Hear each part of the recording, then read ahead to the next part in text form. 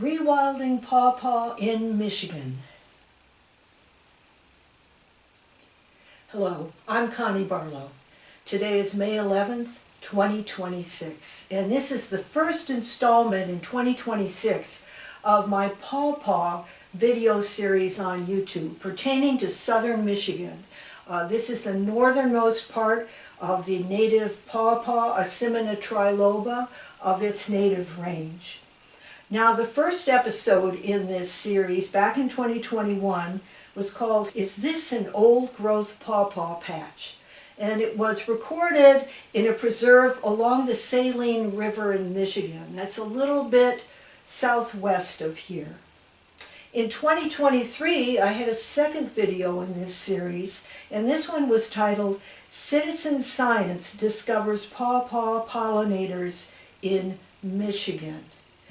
And that was the year that I then installed a web page that turned into a three-part web page series called Pawpaw Ecological Survey in Michigan. And the first part was all about finding who the pollinators are, because the academic literature and the orchardists that I knew around in Michigan assumed that it was flies, that they were looking for some kind of decaying meat in the overhanging flower that's maroon colored, hangs downward, and has an unusual scent to it. But as you can see in the video, that it really isn't the large flies, but it's the tiny sap beetles that can scoot down, or rather upward in the down-hanging flower, and get down into the nectaries there that they eat. And on their way out, they collect pollen on their bellies, fly to another flower that's in the female stage, which comes before the male stage, and then deposit that pollen on the stigma, that's the receptacle that comes right out of the center, and then crawl back and eat some more nectaries. So that's what the Citizen Science Discovers Pawpaw Pollinators in Michigan video was about, that I finally posted in 2023. But again, the web page and photos got started much earlier. So that's two thus far. Is this an old growth pawpaw patch? And then in 2023, Citizen Science Discovers Pawpaw Pollinators in Michigan. Well, that got me really intrigued about the possibility of rewilding pawpaw along stretches of our river systems here in southern Michigan where they've just been gone. I mean, here in Ypsilanti, I live less than a mile from the bottomland along the Huron River that used to be an industrial zone. And we're post-industrial here, and so it's regrowth, and it's remarkable, some of the vegetation in there, but also a lot of invasive species, which you'll see in this video. But anyway, in 2025, last year, I had two videos that I put together in the fall. One was called Helping Pawpaw Walk, Restoration and Reciprocity for Subcanopy Forests. And that's where you'll first see all the plantings that I'd actually started a few years earlier, but not much then. But last year, I put in more than 1,300 pawpaw seeds. All by myself, I put into this bottomland area. And I don't feel bad about going into this area. There's used to be homeless encampments back there. You can see some, I have one patch I call bed frame patch because there's an old bed frame in there. There's car carcasses back in there. And it's very near an industrial site, which you can see from the map.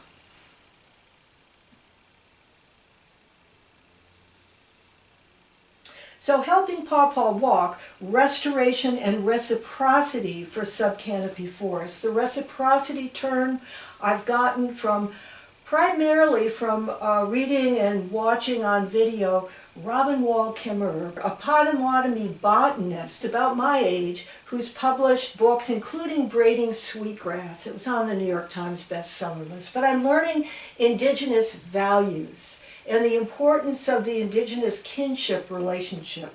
And it's not just learning how to take less bad from the environment, but it's also how to restore reciprocity, have gratitude, and giving back. So I learned a very lot last year while I was making the plantings of 1,300 seeds. And then the last one in 2025 I called Tending Pawpaw, Autumn Observations and Experiments. And that there you're going to learn a lot more about how I'm starting to not really fight with the invasive plants and get angry at the deer, but actually learning to adapt and be in some kind of relationship with. And that's really what this first episode of 2026 is about. Every time I go back there, I'm learning new things along the way. I'm just using natural history, not quantitative science that you would need in order to publish journal articles. I wouldn't be able to do that. But you're going to see the photos, you're going to see the videos, and you'll see if you come to some of the same understandings that I come to. Just in terms of how are the best practices, how do we hone the best practices for restoring pawpaw into its native habitat, which is elevated, raised bottomland, where a river meander used to be, but then the river cut down, probably during the logging industry when so many trees were being sent down this river, eroding the slopes. And then it no longer floods in there. We still get ephemeral ponds, but it's full of this rich soil. Very different from the uplands. And this is where pawpaw really excels. And I saw that along the Saline River in the video that's called, Is This an Old Growth Pawpaw Patch? That's really where I looked and I saw, if you see black walnut trees, that you know it's high enough here above the river for pawpaw to be able to live. But red maples can live in much lower, more watery space than pawpaw can, so you really need to look at the surrounding vegetation to know best places, even within a pretty flat bottomland, of where to plant. Okay, I'm going to read for you now and show you pictures of the background paragraph before I enter into the video. The pair of 2025 videos in 2025 is where I began video documenting my planting sites and ongoing learnings and results of what I now consider to be a pawpaw rewilding experiment. Crucially, this experiment uses only hand tools. And I'm going to pause for a moment. Only hand tools. Here they are. You'll see this in the video. Here's my trowel. Don't need to use this very much except for establishing trails for walking on. But you'll see a variety of reasons I really like to have some cover where I'm planting pawpaws so it's not easy for deer to get in. And then this I use also for trail cutting. This is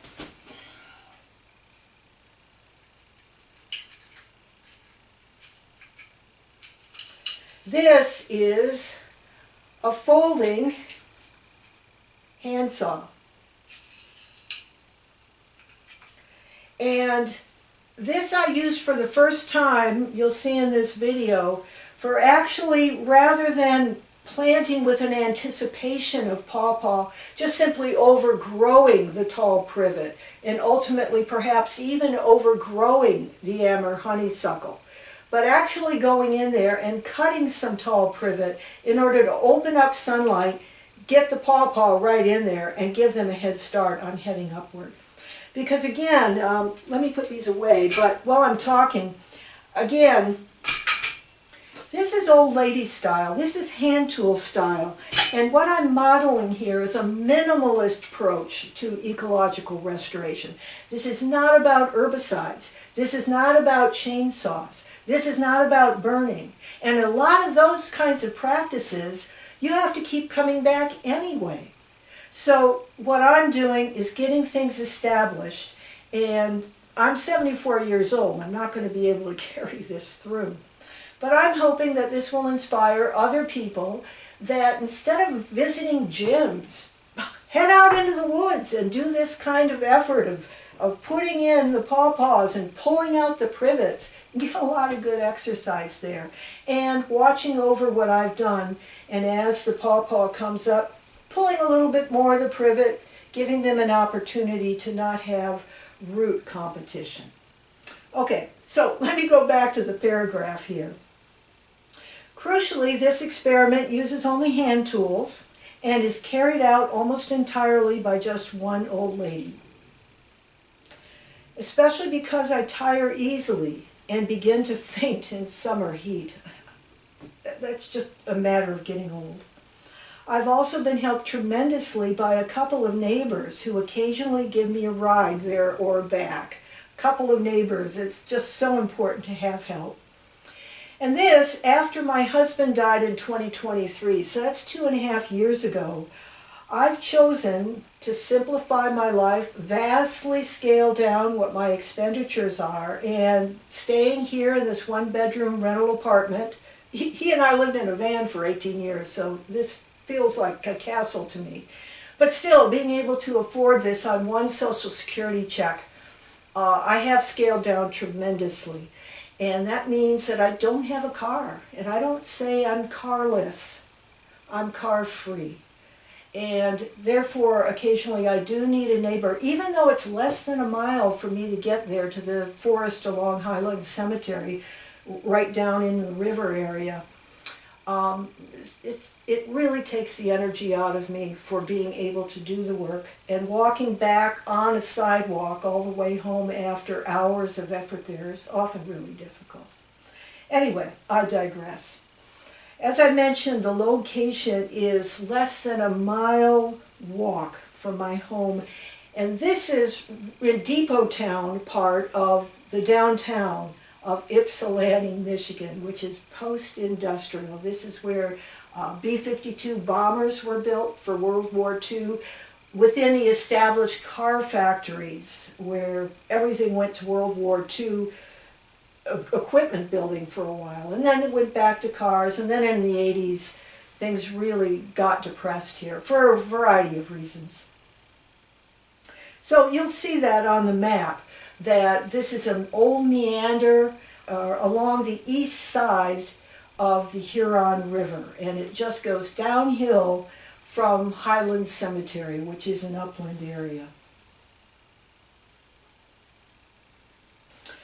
The video clips in this episode begin on April 27th, and that's when I ventured into the bottomland, the first time this year to actually record new plantings. And the plantings this year are going to be more than 3,000 seeds, or at least 3,000 seeds. So on April 27th, I went down there in order to check on whether the spring leaves had yet begun to appear on any of the tiny pawpaw stems, no taller than this in their first year, to see if any of the leaves or the apical bud with a new stem coming up. Just wanted to check, April 27th. Very few there. We'll visit a half-dozen sites in this video, and the ones that I established as of last year, mostly large weeded patches, were almost 30. So we're only going to go to about half-dozen here for this beginning video. The first stop will be at actually the oldest patch, and this is when I first started to do an experiment. Oh, let's see, that would have been in 2021. But the herbivores keep eating this back. I mean, I really had to learn to work with the herbivores. And this spot I call Old Entrail Patch. It's at the end of the deer trail that I've been using. And there you're going to see a marvel that astonished me. That was the first place I visited on April 27th. Quite a gift. Now, all parts of the pawpaw are poisonous to mammalian herbivores.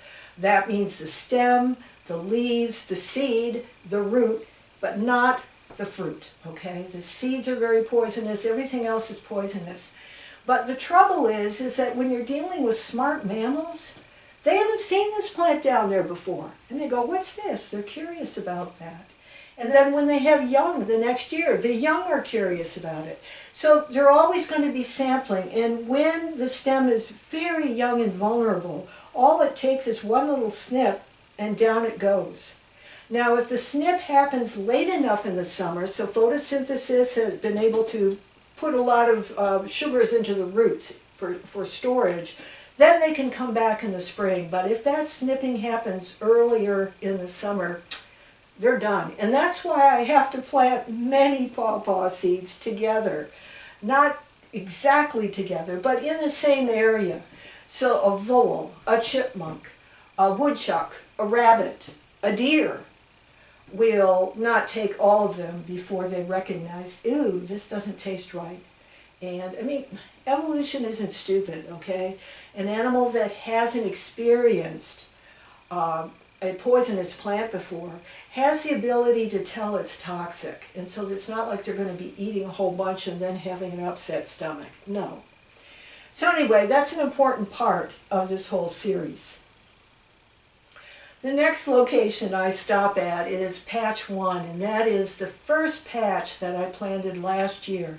And you'll see I just weeded everything out and then put a lot of them in, and what ended up happening that I learned, so I'm not planting that way again, at least not much that way, is that it's obvious something has happened here. And deer coming by go, ooh, what's that? And not only will they walk in there and go, what's this? But they'll go, wow, I can lay down here and there's no crunchy, woody baby privet under me here. Oh, I need the privet to keep the deer from laying down. So the next site I go to is a place I scouted out late last fall and into the winter when there was snow. Created a new trail and decided to plant back in an area inland from the river area, okay? Deeper into the bottomland, but not as far as the large ephemeral pool back there. And so the patches that I planted there are called Inland A, and then you'll also see that I plant Inland B. And Inland B is where for the very first time I pull out the handsaw and I use it for cutting privet. The biggest planting that I did in this video probably maxed out what I personally can have the energy for in a single day. 200 seeds I put into a site that corridor that connected one patch to another that I had, and was stimulated to do so by new tree falls in there. Coming down, it opens up sunlight, and it's a tremendous opportunity when the privet is still very, very small to just pull a few little privets, put in pawpaw seed there, and then move a couple feet, pull a few privets, put in pawpaw seed, and get things started. So that's really the finale of this video. I'm really excited about that site. And so it's learning how to work with the privet, making peace with the privet, learning how to work with the deer, making sure I'm not putting in a place and planting privet seeds where the deer is going to want to lay down and spend time, and also being attracted to go in and find out what's going on. Making peace with the privet, making peace with the deer. I like Aldo Leopold's phrase, learning to think like a mountain, which he did in the Gila wilderness of New Mexico. And so I've translated that into thinking like a deer. And overall, making peace with the herbivores, making peace with the invasive exotic plants. I like Robin Wall Kimmerer's term. She calls them newcomers. There is no way anyone, I don't care, maybe a nuclear bomb, that you could get rid of privet and AMUR honeysuckle without every year having to come back and bomb the place again with an herbicide or a chainsaw or fire. You just couldn't do it.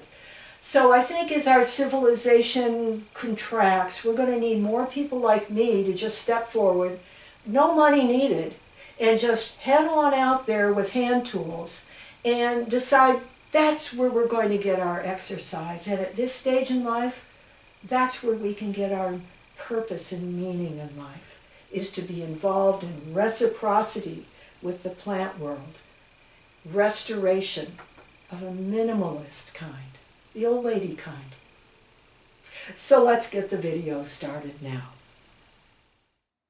You'll find the link to video 2026B in the YouTube caption. I'm Connie Barlow.